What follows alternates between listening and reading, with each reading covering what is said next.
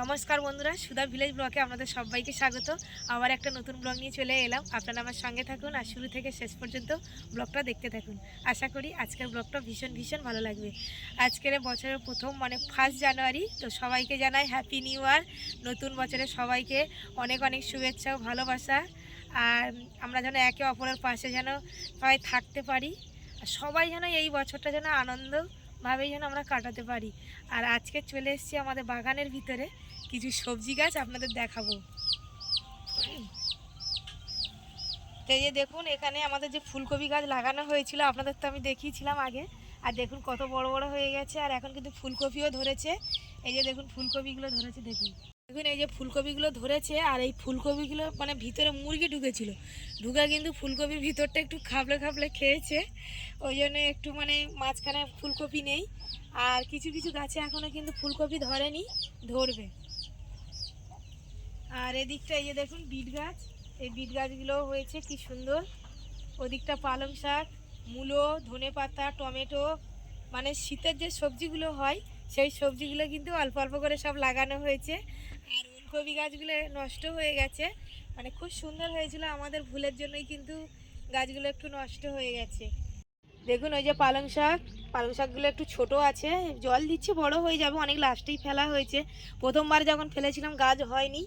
আর এদিকটা দেখুন ধনেপাতাগুলো কি সুন্দর হয়েছে, কত বড় বড়। আর এদিকে মূলো, মূলো শাক তুলে খাচ্ছি, মূলোও খাচ্ছি, বেশ ভালোই লাগছে। আর এদিকে এই যে টমেটো ধরেছে, ভাবছি একদিন আপনাদের সঙ্গে কাঁচা টমেটোর একটা রেসিপি শেয়ার করব। কিন্তু গাছে প্রচুর টমেটো ধরেছে, টমেটোগুলো বড় হোক। তো বাগান থেকে সবজি তো আপনাদের দেখালাম, এবার ঘরে কিছু কাজ আছে সেগুলো করে নেব। তারপর দুপুরে রান্না আছে, আজকের তো মাংস তো খেতেই হবে, কেন আজকের বছরের 5 দিন। তো চলুন ঘরের কাজ বাজগুলো করে নিই, তারপরে দুপুরে রান্নার সময় আবার আপনাদের সঙ্গে দেখা হবে। তো সকালে সমস্ত কাজকর্ম করে নিয়েছি। আর এই কেকটা কিন্তু আগের দিন নিয়ে এসেছিলাম। আর আজকের 1 জানুয়ারি একটু কেক না হলে ভালো লাগে। তো আজকের আমি বানাতে পারিনি ঠিকই, কিন্তু আমি কিনে নিয়ে এসেছি।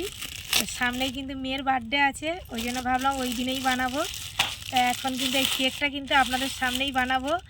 আর এটা আপনাদের জন্যই কিন্তু আমি নিয়ে এসেছি কেকটা। আর এই কেকগুলোই কিন্তু আমাদের বাজারে বিক্রি হয়, এগুলো কিন্তু 50 টাকা করেই নেয়। আর খুব সুন্দর কিন্তু খেতে লাগে। এই যে ভিতরে কাগজগুলো আছে, এগুলো একটু ছাড়িয়ে দিচ্ছি।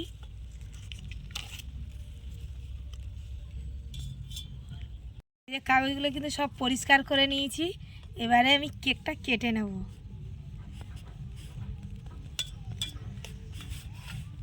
এই দেখুন কি সুন্দর কেকটা, দেখুন।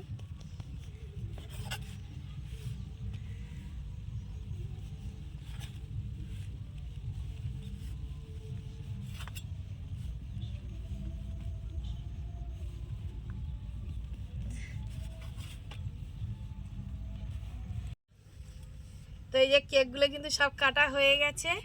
আর আপনাদের আগেই কিন্তু আমি দেব। 1 জানুয়ারি নিন, আপনারা কিন্তু একটু কেক খেয়ে টেস্ট করে নিন, তারপরে আমার বাড়িতে সবাইকে দেবো। আগে আমার ইউটিউব ফ্যামিলি, তারপরে আমার বাড়ির পরিবার। কিন্তু আপনারা কিন্তু আজকের আমার এই জায়গাটা দিয়েছেন, আর এত ভালোবাসা দিয়েছেন, সত্যি কোনো দিন ভোলার নেই। আপনাদের কাছে আমি একদম ঋণী। আর এখন আমি এই কেকটা কিন্তু খেয়ে দেখব। বেশি খাবো না, একটুখানি খাবো। আর আমি এমনি কেক একটু কমই খাই।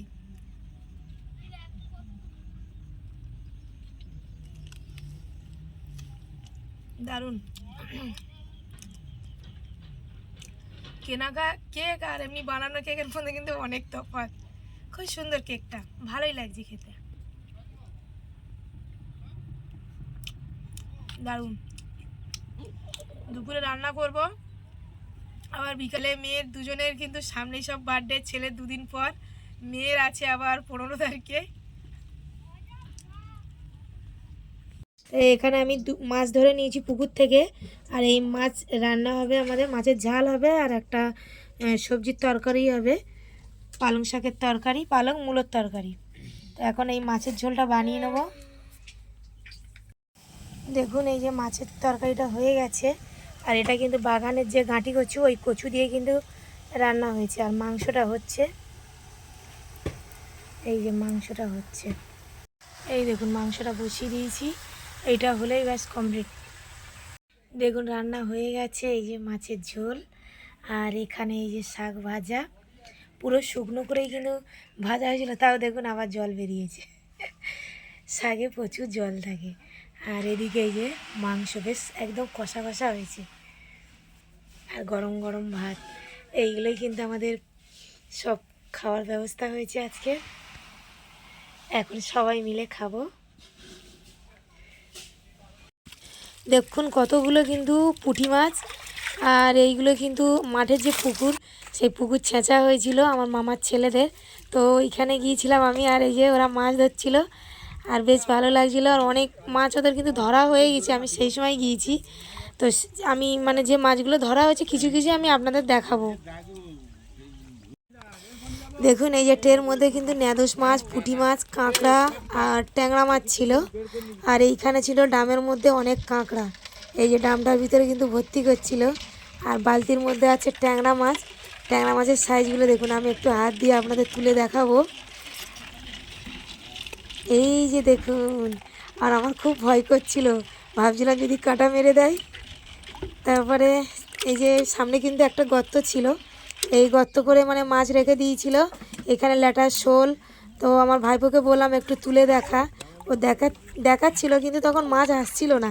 তো একটা ন্যাদোসি মাছ এলো, এই যে ন্যাদোস মাছটা কিন্তু দেখুন, এই যে একটা ল্যাঠা আর ন্যাদোস মাছ। দেখুন একটা শোল মাছ এই যে লাফি লাফি যাচ্ছে, আর এরকম কিন্তু অনেকগুলোই শোল মাছ কিন্তু ধরা হয়েছে। আর ভাইপোকে বললাম একটু ধরে উঁচু করে দেখা আমাকে, আর এই যে ও ধরলো, ধরে উঁচু করে দেখাচ্ছিল, আমি তখন ক্যামেরা করছিলাম। আর এই যে প্রায় মাছ কিন্তু ধরা কমপ্লিট হয়ে গেছে। তারপরে আমি চলে গেলাম আমাদের বীজতলার কাছে, আর কিছুদিন কিন্তু ওই ওষুধ মারছিলাম, আপনাদের বলেছিলাম।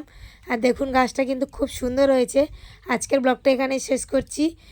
আর যদি ভালো লাগে সাবস্ক্রাইব, লাইক, কমেন্ট, শেয়ার করবেন, আর আমার পাশে থেকে আমাকে সাপোর্ট করবেন। টাটা।